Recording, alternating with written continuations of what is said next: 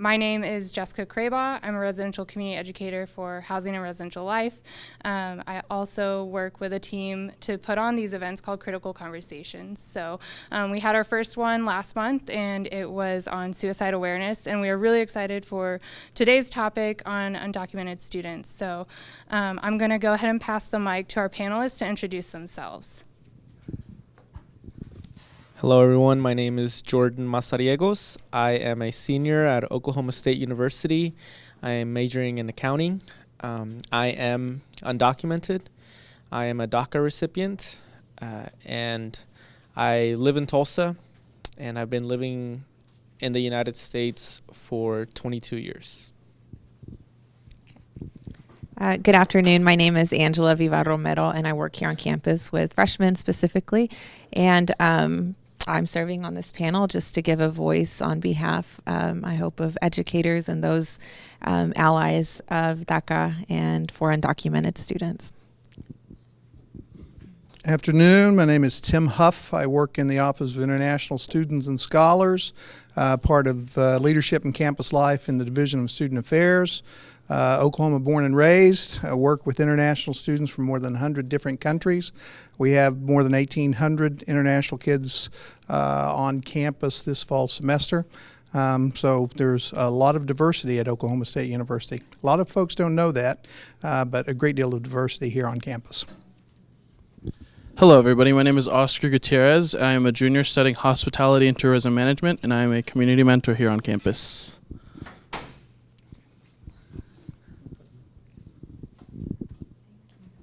All right, so we'll get started with our first kind of series of questions. So I'm going to ask, and our panelists have some questions in front of them that we'll kind of use to prompt conversation. But if at any point any of you have a question, please feel free, raise your hand. We'll get your question asked and hopefully answered. And please take a look at the fact sheet in front of you. Maybe that will help kind of generate some thoughts and hopefully some questions for our panelists. But to go ahead and get us started, what is an undocumented student? What is DACA? Why was it created? And why has it ended, or why was it ended? So in front of you, you have a very helpful sheet that will help you explain what DACA stands for. So to take you back in 2000, early 2000s, there was the advocacy began for the DREAM Act. And so the DREAM Act was a bill that was introduced back in 2000s that would have allowed people who came in at a young age illegally or had overstayed their visas that qualified with all these requirements. It would allow them a pathway to citizenship if they went to school, went to college, or served in the armed forces. And after many attempts of passing the DREAM Act, the closest it got to being passed was back in, I think, 2009, 2010, when it failed the Senate by 5 votes. So it just needed 5 votes. It had already been approved in the House, but it failed. And so the movement, the Dreamers movement, young undocumented immigrants coming out as being undocumented and pushing for something more permanent, started to gain momentum. So on June 15, 2012, then President Barack Obama announced DACA. And so the requirements for DACA were a reflection of the DREAM Act. So if you look back at the DREAM Act, of the requirements, it has many of the requirements that DACA has. So you had to be brought to the United States before June 15, 2007, be of at least, cannot be more than 30 years or 31 years of age to qualify, have no criminal record, have graduated from high school. And so these are some of the requirements that were under DACA and that would have allowed people who qualified to gain a protection from deportation. So that's what deferred action means. It's a protection from deportation. It does not give any legal status or any pathway to citizenship. It does not grant any federal benefit. What it does do is that it allows you to work legally. It allows you to, it gives you a social security number. It allows you to get a driver's license, open a bank account, and many people have, through these benefits, they've been able to go to school, apply for more scholarships that they couldn't qualify beforehand, get a job that pays more and that is more suitable to their actual capabilities. And as we've seen, as I don't know if you know anyone who is undocumented, but there has been a great benefit to these DACA recipients. For example, in my case, with DACA, I was able to continue going to school and work legally while paying to go to college. Also, this past summer, I applied for several internships, and I got an internship offer, which I accepted, and it allowed me to do this internship during the summer. That after the internship, they offered me a full-time offer. So these are some of the opportunities that DACA grants. Of course, these getting jobs and all these extra things that we earn. We have to work hard for them. But DACA gives us that opportunity. It's just a social security number that we're missing, that allows us to go after these opportunities. So DACA was created because there was the lack of inaction of Congress to pass something, and it was recently ended on September 5th, 2017. So the Trump administration announced on September 5th that DACA was going to end. And what that means basically is that it granted 6 months for Congress to pass a bill to make DACA or something similar, make it something permanent, to go through the legal avenues of Congress and then to the president's office. If after 6 months DACA, if nothing was done or nothing was passed, DACA officially would end, and work permits that are expiring would not be able to renew. So essentially from September 5th to October 5th, the Trump administration gave 1 month for those work permits that needed to be renewed to be renewed. Any work permits that needed to be renewed after October 5th would not be able to renew. So, for example, my work permit ends on October of 2018. I'm not able to renew during September and October during this past month, because the USCIS only allows you to renew 3 to 5 months before your DACA expires. So I wasn't able to renew. So if in 6 months, if Congress takes no action on DACA and the president follows through on his promise to end it, then I will not be able to renew. So my work permit will end on October 2018, and I will fall out of status. And I don't know what would happen. The Trump administration has not announced what he will do. He can do many things. He can ask me to send back my work permit, all my legal documentation. They can issue an order for removal proceedings. They have all my information. They know where I live. They know all my addresses. So there are many things that they can do. If in 6 months, if by March 5th, 2018, no action is made. What does it mean to be what is an undocumented student? So an undocumented student is essentially a student without any legal status. So an undocumented student is not necessarily a DACA student. Some students are undocumented and don't have DACA because they don't qualify. Maybe they're not on the age. They didn't meet the age requirement or whatever reason. So, but most undocumented students do have DACA. And again, we're not eligible to receive FAFSA or Pell Grants, or any federal loan through, like, Sally Mae, those things. We can, however, get private student loans. We can get private scholarships, and again, work while going to school.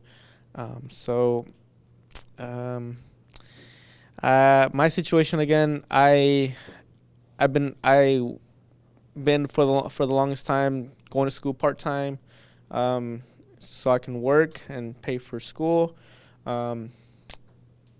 And then these past couple years, I've been able to finally build up my credit score. So it allowed me to get a privatized student loan through a bank. So that's helping me finish off my school. So it's just we just have different ways, I guess, to get to the finish line of graduation. It is longer, many cases, but it is a process. My fears as an undocumented student is that I will lose the job, the job offer that I have, that I've worked hard for, and that I've earned.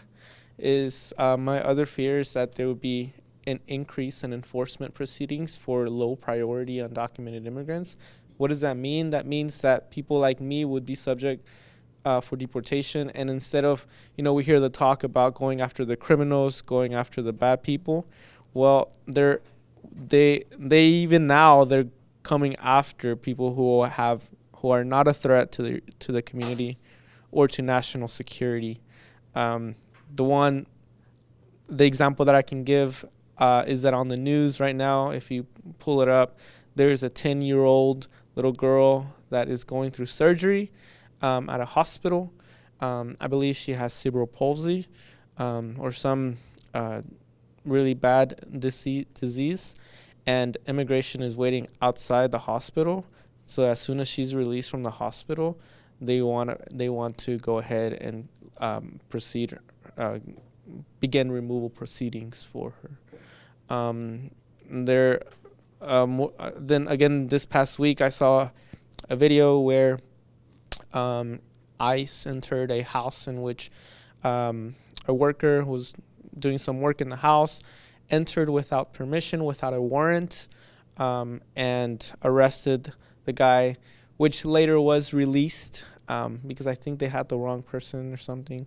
But the way they go about their work now, it in my opinion, it is inhumane, and it is not representative of what we are as a country. And I believe and I think that DACA is something that is, in his words, making America great. And to me, this is an effort to remove people simply because we lack a piece of paper. Do you have anything to add to any of that right now? I can ask you. Thank you, Jordan. Any questions from the audience? That was a lot of information to take in, huh? Yeah. Yes. Yeah. I'll go here first. Didn't Trump come in support of DACA, but he wanted to pass through Congress so it'd be stronger than an executive order?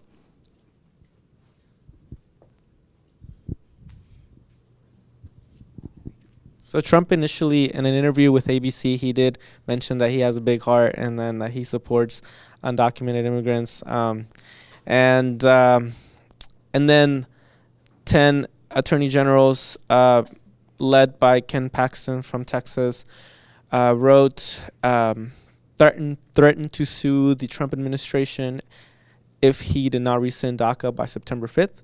So essentially, I think he fell into pressure. I think he wanted to keep, maybe yes, maybe not. He wanted to keep DACA. But I think that Trump is very unpredictable. And honestly, I don't know what he wants to do with people like me. I couldn't tell you. His effort to, I think you can go through the legal avenues of passing a bill through Congress, which I support, without having to put people at risk, or at least the people who you say you support, at risk of deportation. So it's very contradicting. I think if he says he supports undocumented immigrants but wants to pass something to Congress, I think he can do that without having to remove DACA. Yeah, this question in another panel, it was also asked, and we don't know what's going through his mind ever, but I think that what I believe is that you don't mess with a community that way, to hurt them in that way, because if he had been perceptive, or if he even cared about the people who were affected by this, he would know that our DACA student suicide rates increase. Their thoughts of suicide, their thoughts of harming themselves, depression, anxiety, the community is at an unrest. And so you don't shake things up because you're a businessman. Maybe if I do this, I'll pressure Congress to pass a bill that will get something, that will put something in place that will actually help, DACA recipients and undocumented folks long term. It lacks taste. So whenever you do go about it that way, I mean, like Jordan said, there's other ways to go about these things. You don't have to rescind DACA in order to pass something in Congress. Do I think it's a business tactic? I do. But what ended up happening is that it harmed our community. And if anything, it united us more also to fight against this and to stand up for our students and really pressure Congress to do something this time. So.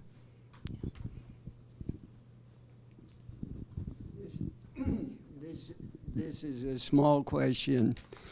I understand you have a job. Are you eligible for your company to apply for an H-1 for you? Or are you kind of in a limbo everywhere?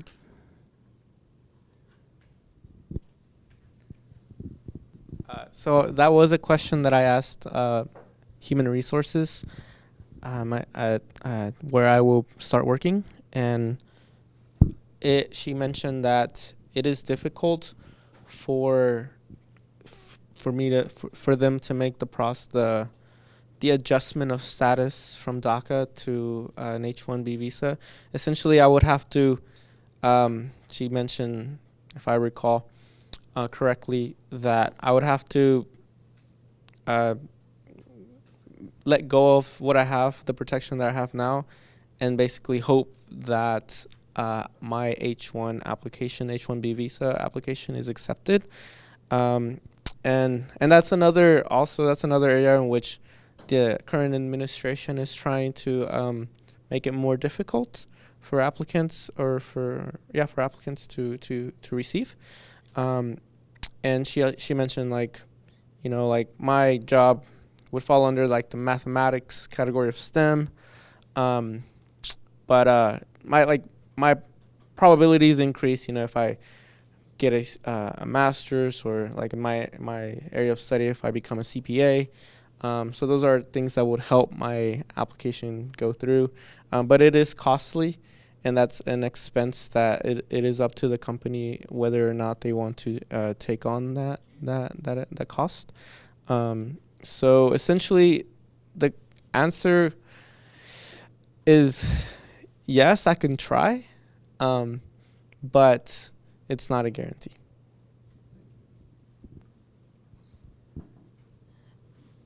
Yeah, go on.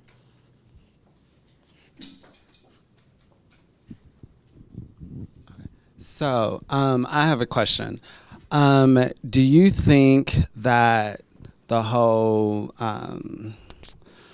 process of trying to remove DACA and stuff in the administration, do you think this is a result of people, their perception on Hispanic and Latinos, even though there are plenty of other nationalities that receive DACA, as well as this misconception that the Hispanic and Latino population, they have been immigrating into this country illegally at the highest rates, when in all actuality, it has been nationals from the continent of Asia, more specifically the state of India.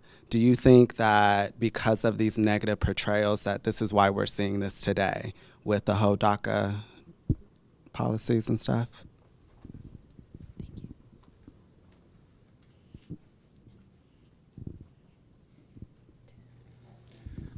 Well, first of all, you need to remember that when President Obama addressed this issue, his attempt was try to bring an option for these students to be able to enter out of an undocumented category into a category where they could actually qualify. So I think the intent initially was to try and legitimize this segment of the population, give them some hope for the future, and as more importantly, maybe even to make it more credible for companies out there to be able to have an avenue to be able to employ students, to be able to put these kids to work in areas that would give them a future. So I don't think that any of this, and remember, like him or hate him, President Trump really was forced into this issue from a legal perspective. I mean, he's going to have to do something. So he puts it onto Congress to address the issue. Now, the problem is we've got 6 months. Our Congress, the way they're functioning these days, can't manage to do anything in 6 months. It would be wonderful if they could get this done, but this is a very tall order. But no, I don't think that this is necessarily aimed at one particular segment of the population. Unfortunately, there's a particular segment of the population that probably has a higher percentage of the numbers, but the initial intent for this was good.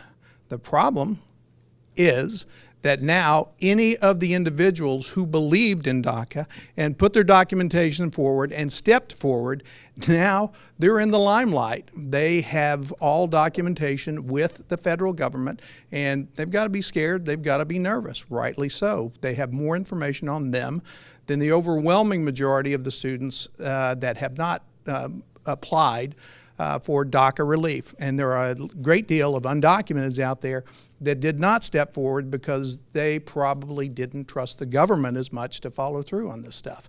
But that's a long-seated distrust there. The intent, but the bottom line is the intent for all of this was good. It was to take us in a positive direction. I don't think anyone could have anticipated a year ago that we would be in this particular circumstance.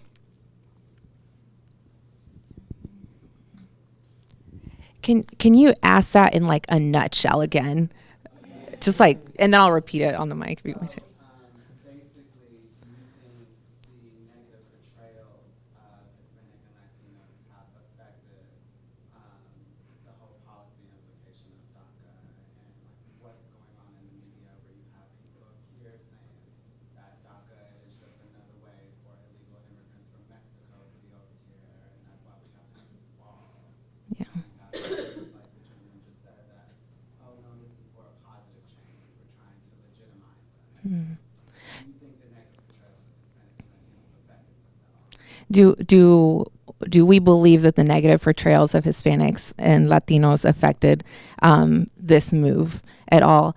I mean, that to me, when I was listening to your question, the first thing that popped into my head is, do I believe that racism exists? Of course I do. It happens to me.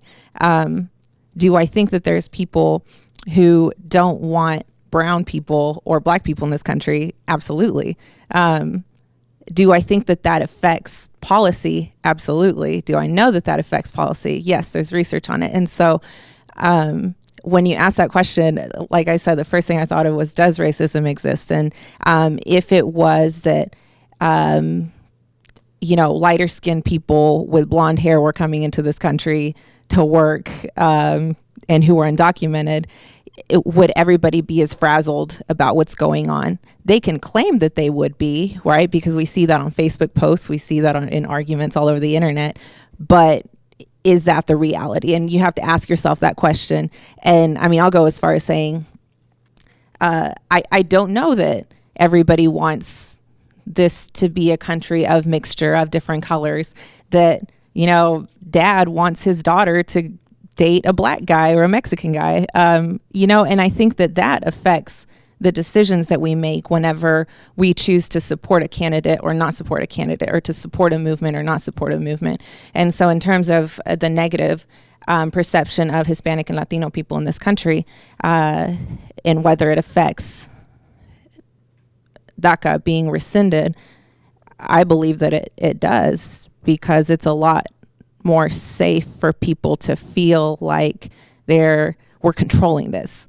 You know, it's not the brownifying of America. We can't have that. And I know it's raw, and I know some people are like, no, I'm totally fine with it. But really examine yourself, you know. And if so, then great. If you are really fine with people of different colors, then great. But if not, then there is that little inkling of like, this does affect policy change. This does affect, you know, what laws come into effect and what movements are made in this country. So I don't know. It's a self-examination type thing.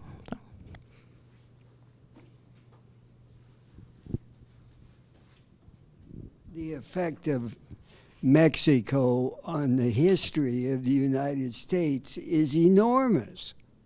All the things that have been done. Look at the names of all the cities we have.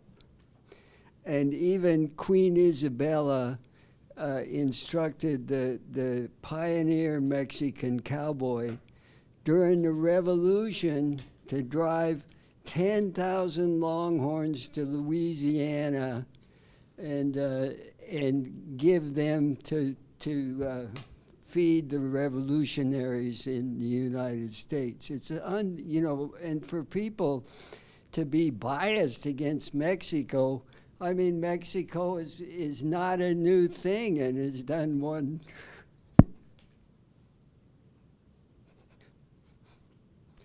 So we need to know our history, and things become much clearer with respect to, you know, this prejudice that's so ridiculous.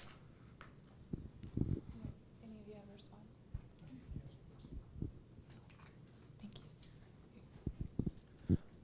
you. As an undocumented student, or as someone who understands undocumented student situation, to what extent is this reminiscent of the Bracero program and the following actions taken by President Eisenhower in the 1950s to remove those workers who were invited in? To me, it seems strikingly familiar for U.S. history. So will we see a repeat of that, where there will be mass deportations, do you think? And is there a way to avoid that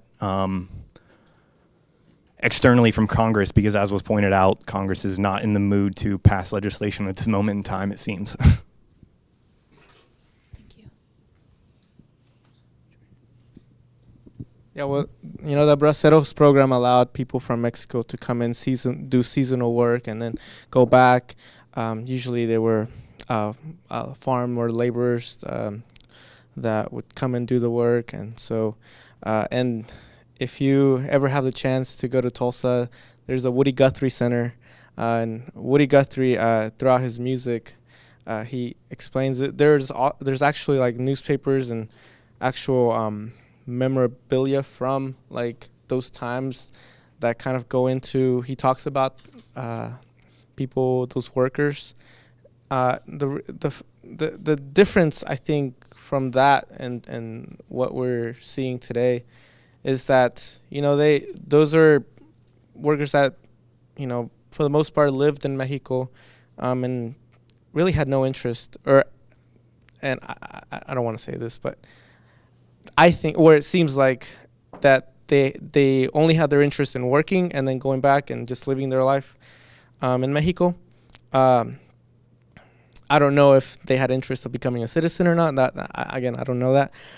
But the difference between that program and today is that you have people, one, that are already here, that are wanting to become a citizen, And I think the difference between those times and today is that I think now we are more the movement, the people in the bracero, like there's more people, I think, that are being outspoken about this issue within the Dreamers movement than there were, I think, workers from the Braceros program, because there was a lot of injustices in the Braceros program. There were many people, many workers that were treated unfairly and that went missing, and it would go on reporting.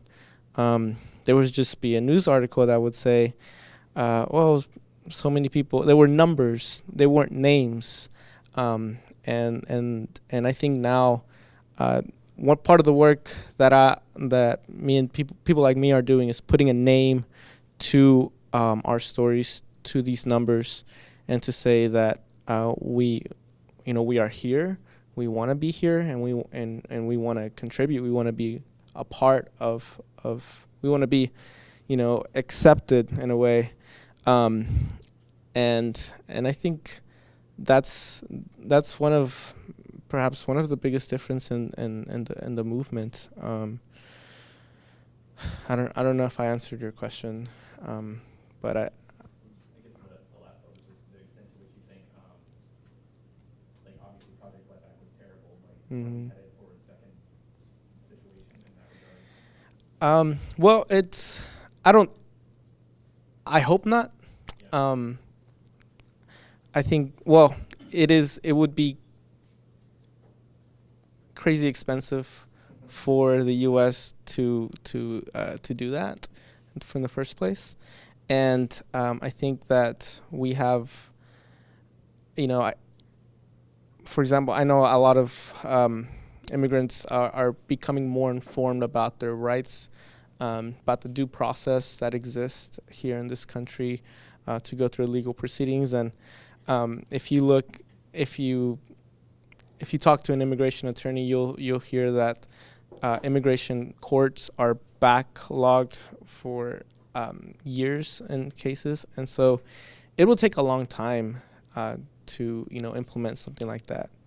But what we are seeing is that we are seeing people who are not a threat to this country, people like the example I mentioned, a 10-year-old girl in a hospital, that are being targeted, and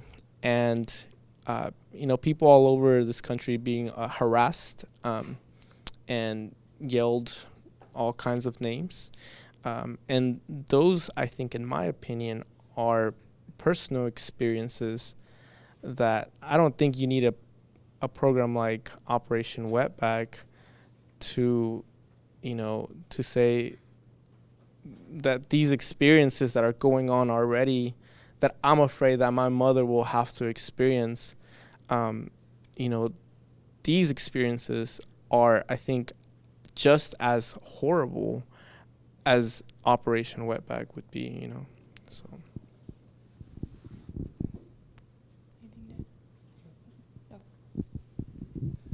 I guess my part is a little bit more of just like as a community mentor on campus and how we can impact people.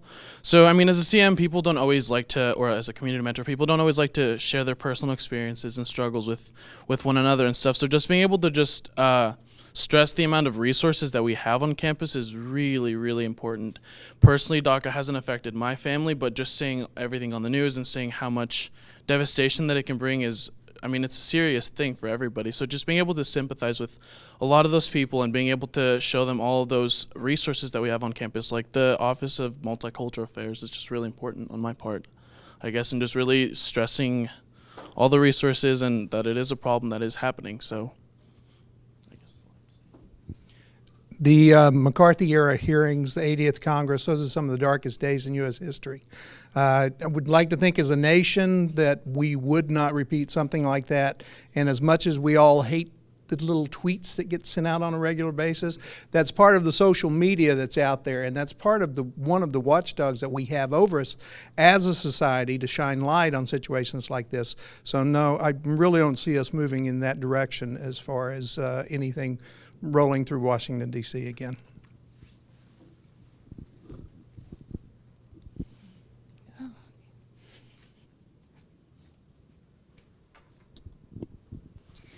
think that it's interesting you brought up social media, because as this has been kind of a hotly debated issue in the country, you see a lot of people going, well, why don't they just become citizens? Like, why do they get to go to college for free while I have to pay for it?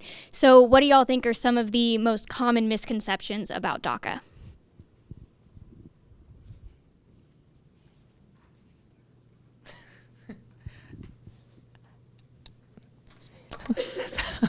DACA students and undocumented students do not get to go to college for free. Unless a very kind, wealthy person decides to pay for their tuition and books and fees and everything that comes with college. So there is actually a question on here about the admissions process and what does it look like, enrollment, financial help. And I just took some notes on that because we do work with undocumented students here at OSU. I asked for the data on that this week, and we have 35 undergraduate students who are DACA students and 1 graduate student who is a part of the DACA program. And so misconceptions begin really early on in a student's educational career. And so it begins in kindergarten. You know, what is the mentality of the schools that they're in, of the counselors, of the teachers? Are they informed? And so a lot of our community, unfortunately, is not informed on what our rights are.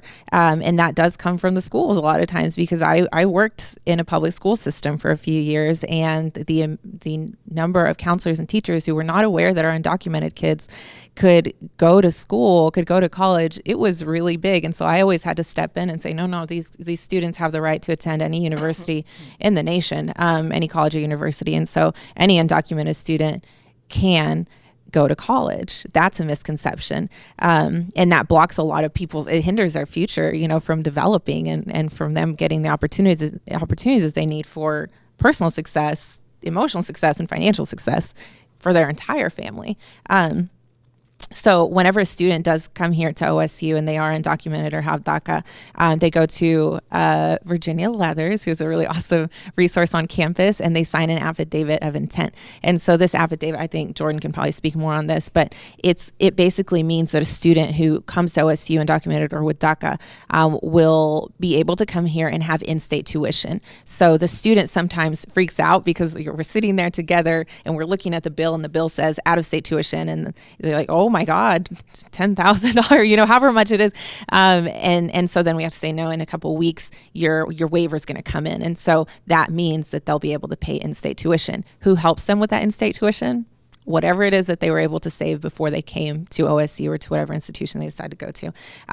They can apply for private scholarships sometimes if that donor does work with undocumented students or does understand what's going on, but they cannot receive federal or state aid. Can they apply for FAFSA? They can apply, but that also kind of gives them a sense of fear of like, oh, the federal government now has even more information on me, and you know what's going to happen with that. But there are a few scholarships out there where the FAFSA is required. You has to say, I filled out the FAFSA. So we go in there. There's a way to do it, and you fill out your FAFSA, and they can say that they did their FAFSA.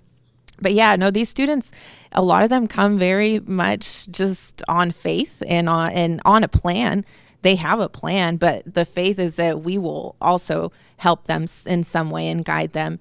But they deserve an education just as much as anybody else. And it's just, you know, like Jordan was saying, and like other DACA students I've worked with, it just takes a longer time sometimes. And man, these students are resilient. You talk about getting rid of criminals and bad people, like nothing to do with these people. They're some of the most resilient, caring, motivated individuals that you will meet. And they serve their community. They join leadership organizations. They start leadership organizations. And so it's just, it's unfortunate that these misconceptions exist and that you just see, you know, when you get on social media, like, I wish I had my college paid for. I wish someone would pay my kids' tuition. I'm like, I do too, you know, like I wish someone would have stepped in for me.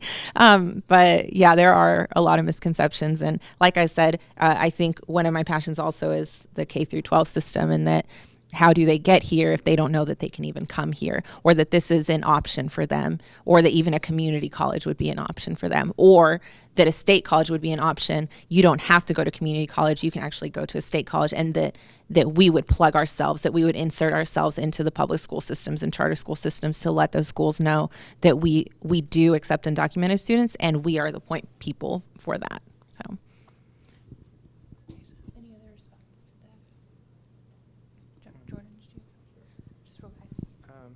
another misconception, probably a lot is heard a lot, is say, well, why don't you just become legal? Like, why don't you just get back in the line? Well, there's at this time there is no process for me to become a legal citizen because I was brought in illegally, despite whatever age I was brought in, which was 2 years old.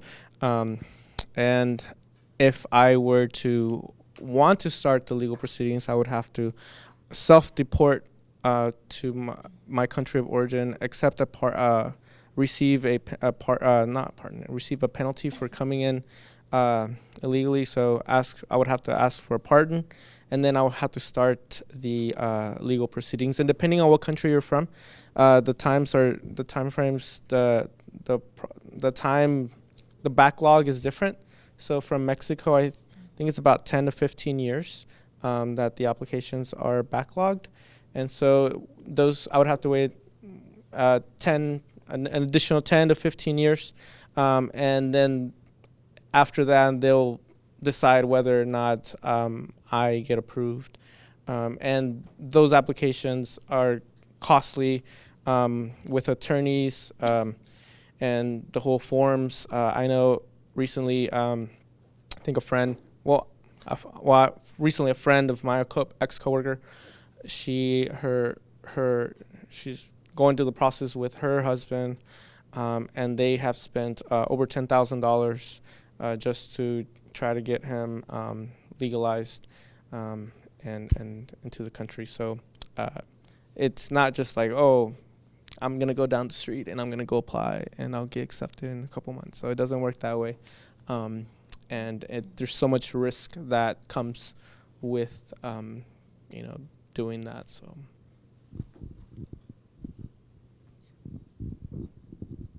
No, I just had 2 questions for any of you who could answer this. So I'm wondering why few successfully graduate with a degree, and then also what are you able to do once you graduate? So, because I don't think I'm understanding, I guess, how long you're eligible for DACA, like once you're out of school.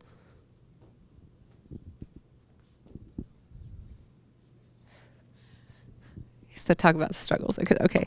I can answer your first question. Why do few successfully complete? First of all, I know that a lot of them come in here afraid.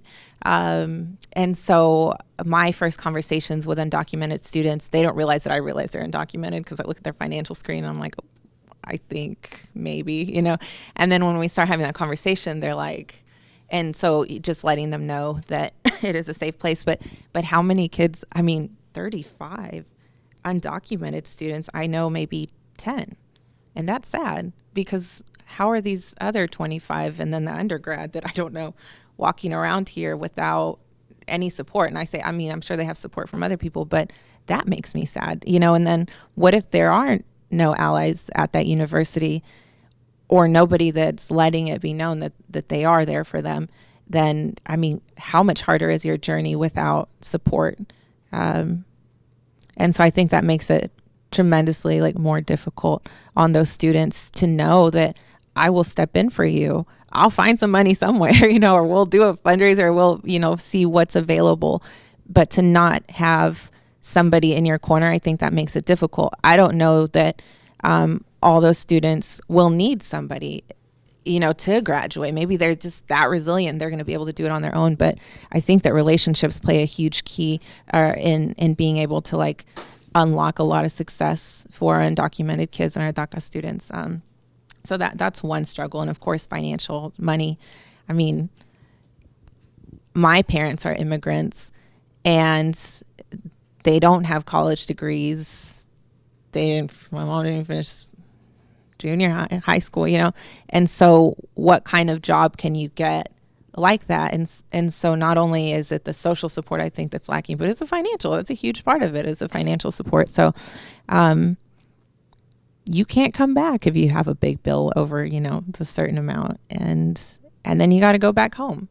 And then you go back home and you tell yourself and you tell your community, okay, I'm just going to work this year and I'll be able to come back next year. I'm going to be able to pay this bill.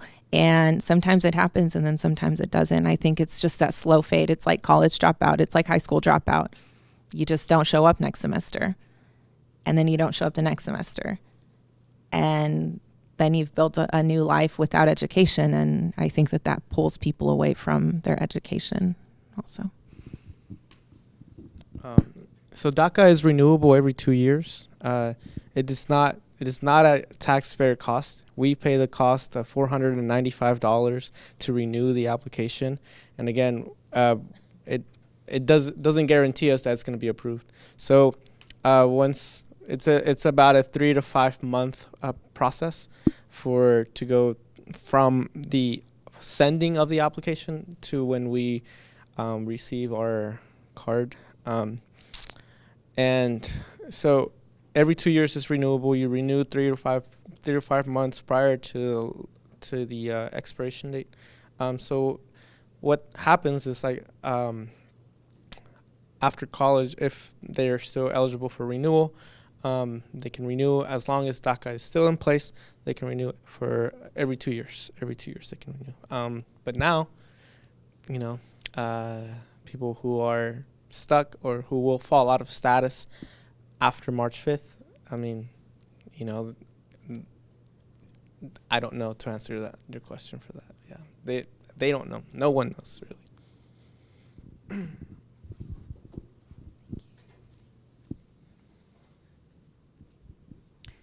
I'd like to make a comment, and then I have a couple of questions just to kind of build on some of the financial implications for students that come to OSU. Just to provide some context, I want to echo Angela's comments. For students that aren't DACA eligible, college may not even be a reality, because the reality for these students is that they're coming in at the out-of-state rate, and they will get a waiver that brings them to in-state. I would encourage you to go out and look at the cost of attendance for in-state. Okay, so that gets them there. DACA allows students to work to help accommodate some of those costs if you're able to get a job that would help you with that. And then the like you said, the cash scholarships from private funding. So DACA makes it a reality. Even before the current situation that we find ourselves in, I think that in my opinion, there was still a lot of room for improvement for programs on campus to help these students. Given that you're a student in a situation that's paying, and you mentioned the struggles that you've gone through, just the extension of the time that it would take for you to complete a degree while working without any other type of funding, what other types of programs or services could higher education professionals or administration work toward that would help a student? And then for the rest of the panel, what can we do as higher ed administrators? What programs should we be looking at to create to help these students? Even kind of outside of the current situation that we're in, like if there is a decision that's made and it brings us back to where we were at, do you all think that there's still work to be done, and what does that look like?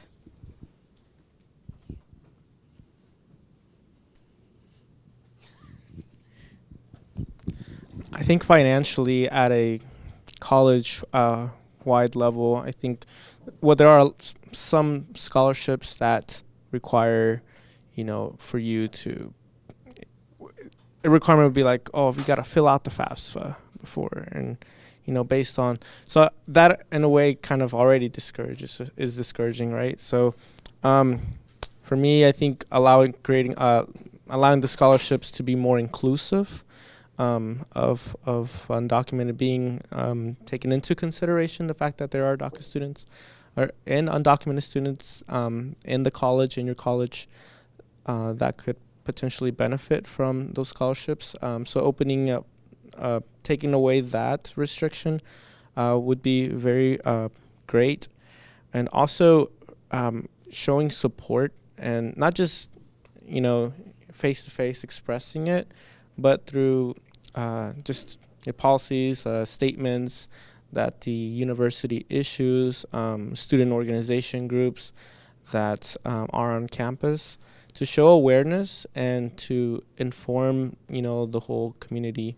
Because I think another going back to one of the questions going back to, I think being successful in college is, feeling welcome and feeling accepted, feeling like you belong, being proud of being at OSU. And so I think that creating, again, just following up your words with actions and with, again, statements and policies that are inclusive for all, I think would be very, very helpful.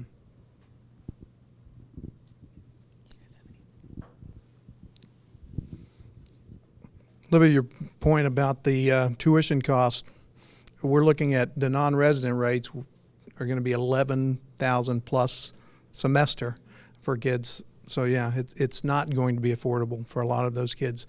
The catch-22 with all of this is, how do we do programs to help a segment of the population that doesn't necessarily want much light shown on them right now? Because Angela was talking about the fact that she knows about 10 of these kids, and there's more than 30 listed. The other 25 are probably as resilient, hardworking, and resourceful kids as we have on this campus. They've learned to make their own way out there. I would love to be able to say we have a magic pill that will cure us of all of this. I don't know that there's much that we can do prior to April of 2018 that will do us much good. But I do know that any time that the students understand that the folks here on campus, that the departments here on campus, our primary objective is to help them achieve their education, that we're here for them, and that the programs that we have, whether we have kids from Ethiopia or East Texas or wherever, we're going to support them to be able to get jobs on campus, to be productive on campus. You take a walk through the first floor of the student union, you see how many students are working in the food court, and these are kids that are going to be electrical engineers, and they're washing dishes or sweeping floors. They'll do anything because they want a better future.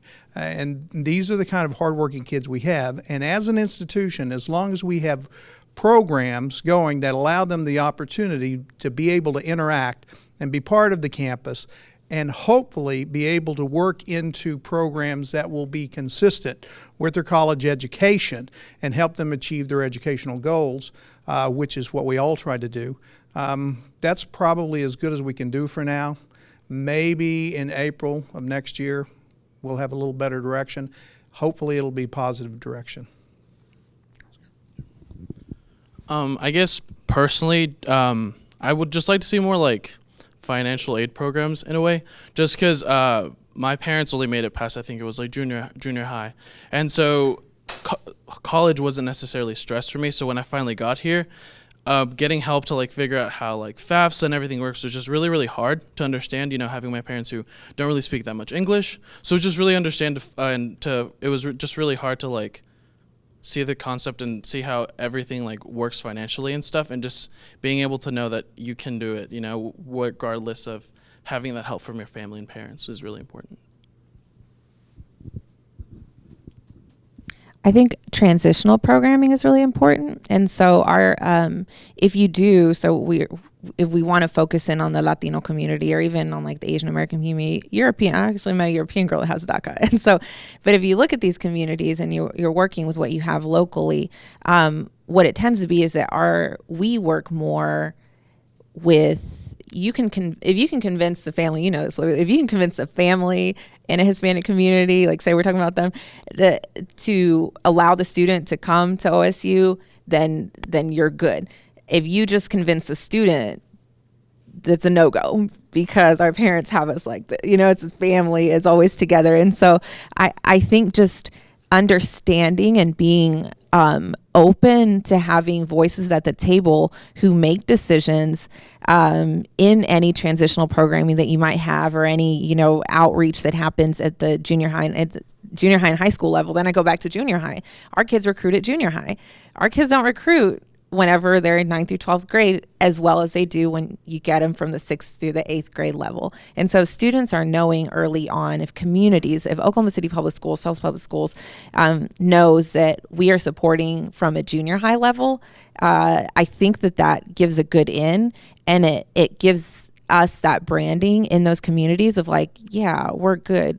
Like the OSU is a safe place to go for our commuters. OSU is somewhere where we do want to invest our money in, but I don't like it and I have a lot of friends that work at the school down the road, and I go to Oklahoma City Public Schools and I just see OU banners everywhere and OU alum, getting these students into school and having programs like Latinos Without Borders or, other transitional programming. I'm just like, if we do this, let me tell you like how successful we can be.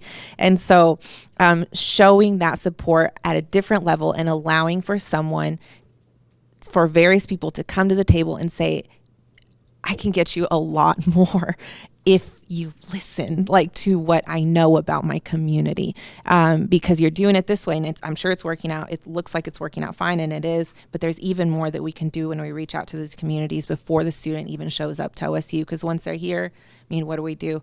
With the Office of First Year Success, I try not to tie in my office as much, and I'm looking over at Missy, but with the Office of First Year Success, I hope that's something that we can do also as support our undocumented students, and just to get a list early on, to be good friends with IRIM from the very beginning, and we already are, and just know ahead of time who is it that's coming in here that needs our services. But like I said, our community functions differently.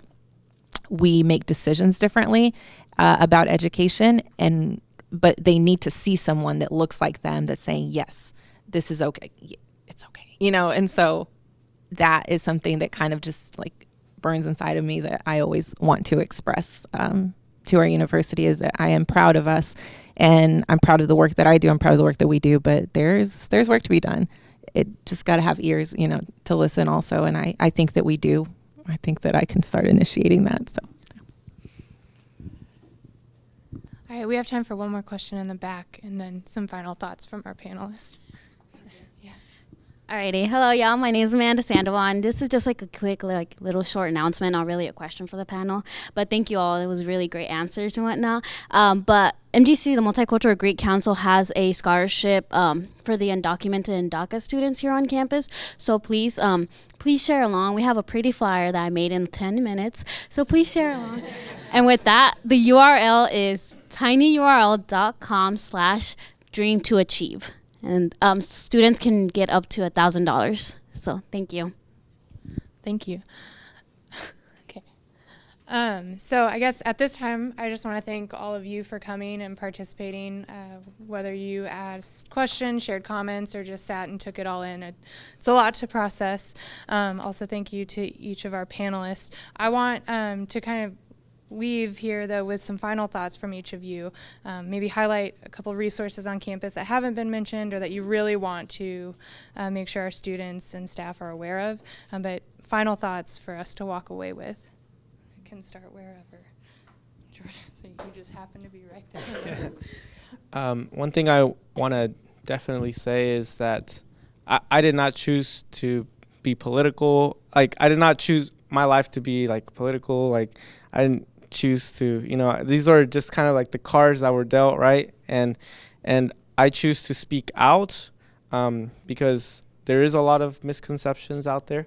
There's a lot of things that are said that are not true. And I think that as a university, I think it is our responsibility to inform. We are an educational institution, so I think that we need to inform, and I think that we need to support students who have DACA. And I think there's a difference between supporting your students who have DACA and supporting immigration policy. And I think that DACA students have the same right to be, in the school, have the same, just are just students too, they're also paying to come here.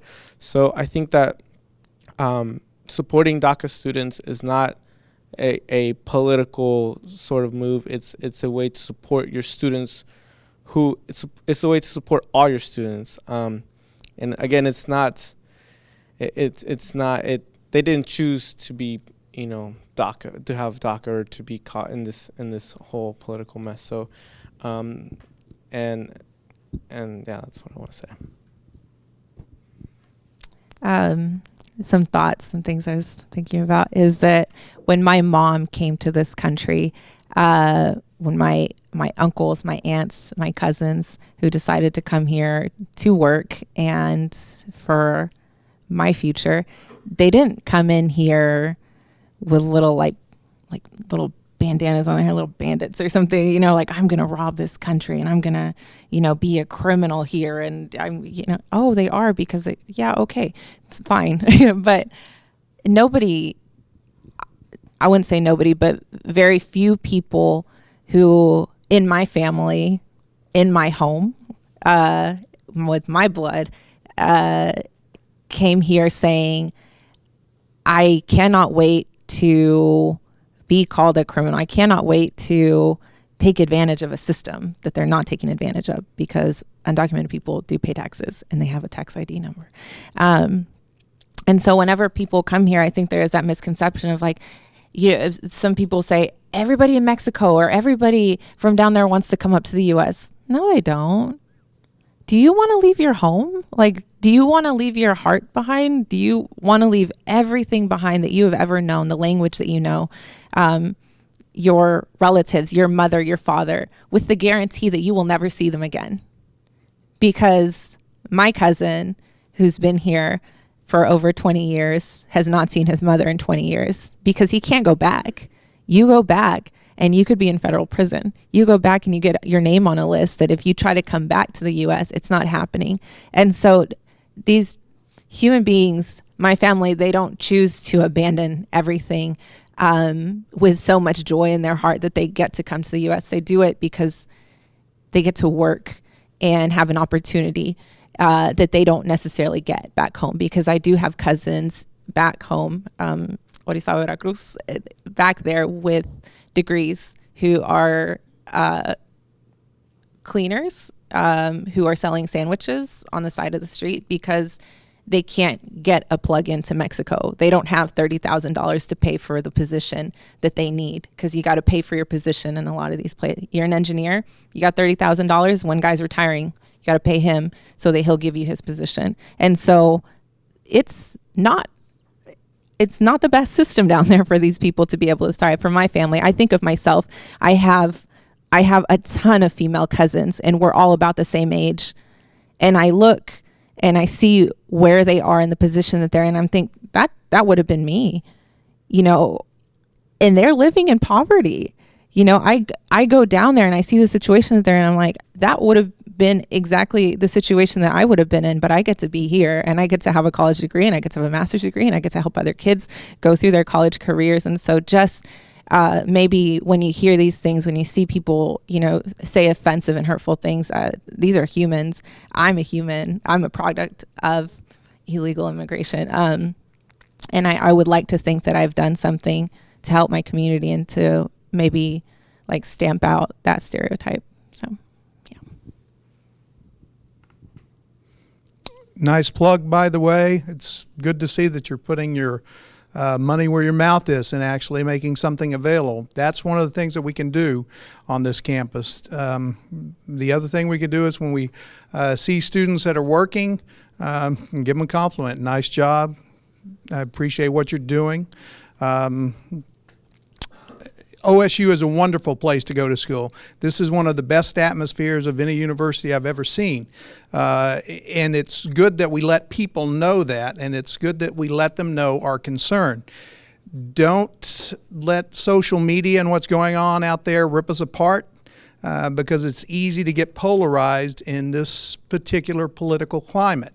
And be patient.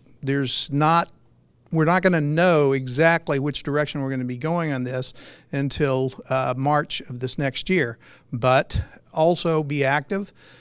Contact your congressman.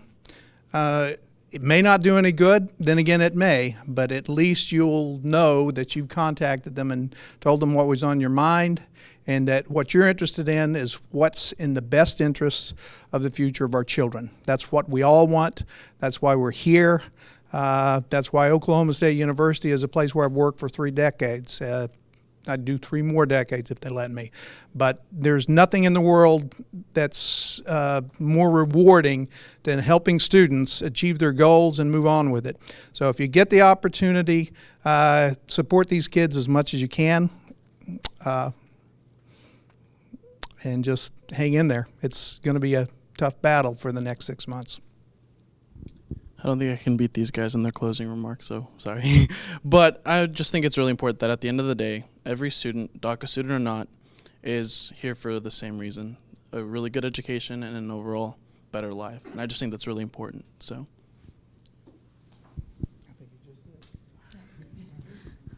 All right, thank you all for coming today. On the back of the fact sheets, you'll also see our upcoming conversations. We do have, I think, 1 more for this semester. Right now, be back in this room, but we may try